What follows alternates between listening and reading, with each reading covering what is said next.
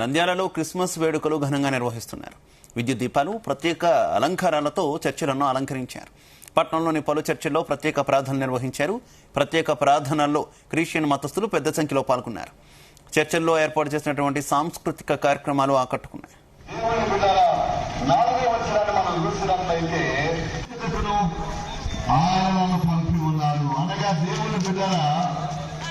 వారముగా ఉంటున్నాము దేవుని బిడ్డలారా.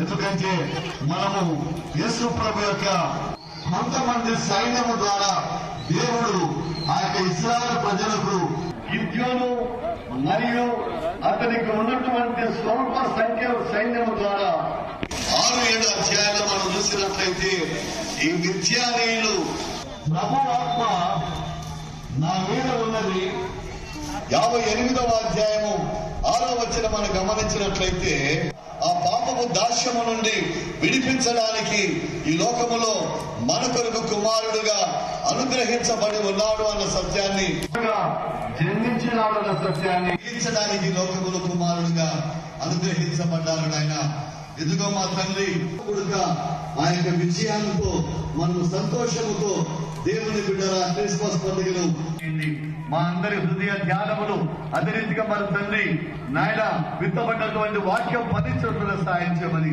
యేసు పరిశుద్ధ నామములో వేడుకుంటున్నాం మా పరమ తండ్రి. ఆమేన్. స్వర్ణ కుమార్ గారు ఇస్తున్నారు.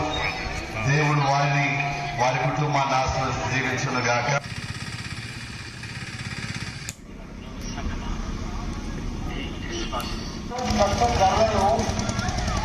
వారి తోడు వారి కొరడాలను విరిచి ఉన్నావు. దేవునికి స్తోత్రం. అధ్యాయము దేవుని బిడ్డల 4వ వచనాన్ని మనం చూసినట్లయితే